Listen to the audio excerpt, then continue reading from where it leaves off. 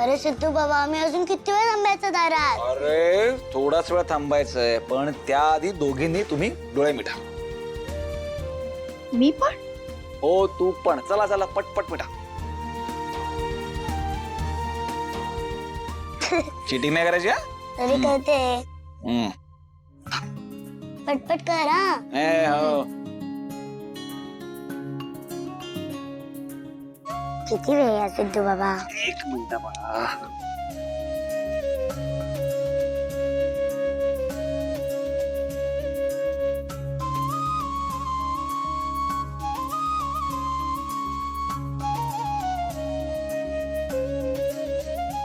आता उघडा डोळे.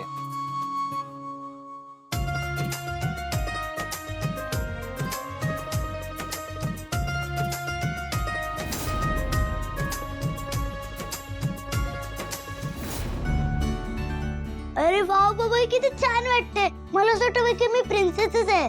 हो का? आणि तुला माहितीये का, आमच्या प्रिन्सेस साठी ना अजून एक सरप्राईज आहे. आणि ते सरप्राईज तुझ्या भावनाई आणि माझ्या आईकडून शिकलोय. 0 मिनिटात दाखवतो.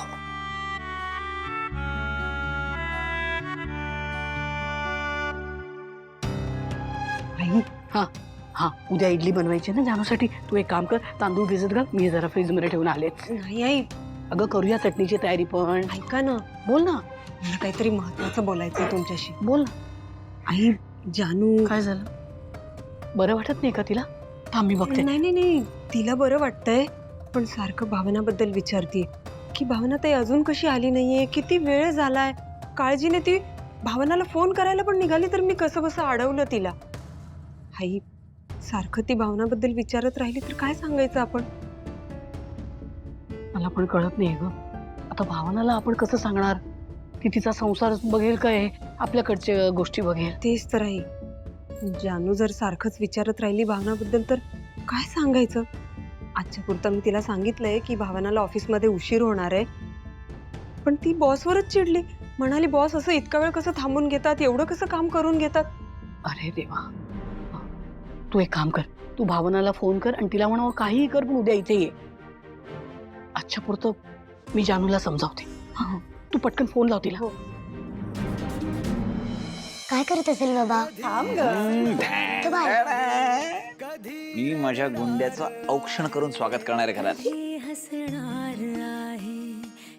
आधी कुंकू लावा. या.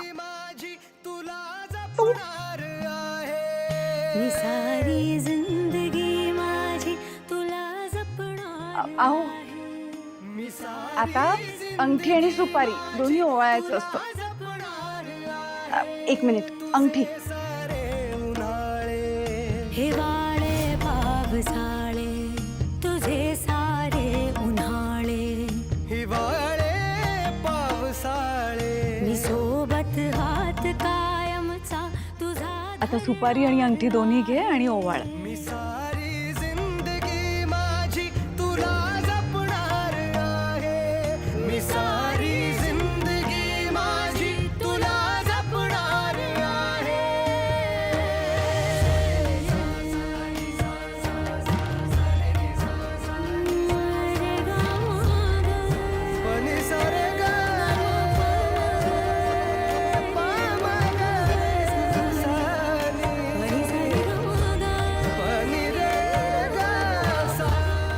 चाल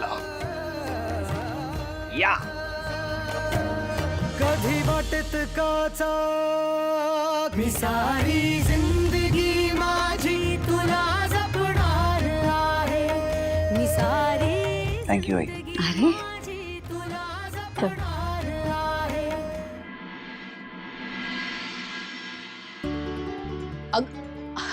अगं बाळा, काय चाललंय? काही नाही, थाई येईपर्यंत उद्याची तयारी करून ठेवत होते. अगं ते वीणा म्हणाली मला, तेच सांगायला आले होते. भावनाचं काय आहे ना, ते ऑफिस मधलं ते वार्षिक मीटिंग वगैरे असते बघ, अॅन्युअल मीटिंग. हा ती आहे. तर ती सासवडमध्ये नाहीये, बाहेर आहे. आता रात्री कसं परत येणार ना, तर रात्री ती तिकडेच राहणार आहे आणि उद्या येणार. हा, याला काय अर्थ आहे? आणि तू असं कसं पाठवलंस ताईला? मला नाही बरं कधी पाठवलंस. कॉलेजच्या ट्रिपसाठी सुद्धा तुला केवढा मस्का लावायला लागायचा. अगं बाळा चिडतेस काय अशी? तिला तरी ती कॉलेजमध्ये असताना कुठे मी जाऊ द्यायचे? तू अजून लहान आहे, पण ती आता मोठी झाली, नोकरी करते की नाही. आणि पिकनिकला जाऊ नको असं सांगता येतं ग. आता बॉस ऐकायला नको का? मीटिंग आहे कामाची म्हटल्यानंतर जायला पाहिजे की नाही. बरं ठीक आहे, बरं तुला जर एकटं झोपायची भीती वाटत असेल तर मी येऊन झोपू का तुझ्या बरोबर? चालेल की, पण एका अटीवर. अगं बाई आहेस का? बोला. तू मला मस्त चंपी करून द्यायची. अगं ही काही अट आहे का? प्रत्येक आई हे करायला आसुसलेली असते. तू थांब, मी पटकन तेल गरम करून आणते. हा बस बस.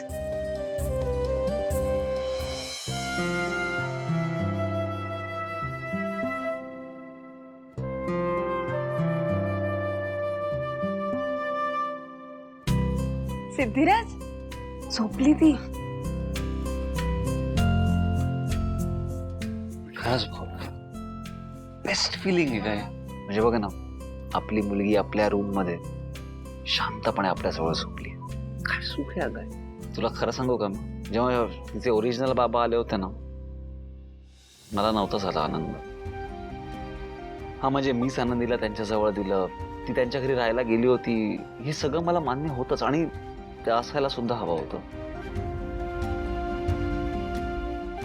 पण मला सतत असं वाटायचं ग की माझ्या मुलीपासून मला नका तोडू. म्हणजे इतक्या महिन्यात आपण एक छान फॅमिली झालो होतो ना, मग असं अचानक कसं बदलणार अगं. खरंच खूप छान कुटुंब होतं भावना. म्हणजे कोणतरी येतं, असा धक्का देऊन जातं आणि नुसता धक्का नाही तर आपलं जग इकडच्या तिकडे करून जातं. आणि आपली मुलगी अशी लांब जाते. असं कसं होऊ शकतं भावना? मला खरं सांगून तर अजिबात पटलं नव्हतं. माहीत नाही, पण मला खरं सांग, म्हणजे मी चुकीचा विचार करत होतो. अजिबात नाही सिद्धिराज. कोण म्हणेल आनंदी तुमची मुलगी नाहीये? जानू ये बस. तेल गरम आहे तोपर्यंत लावू दे मला. चल चल चल. आले.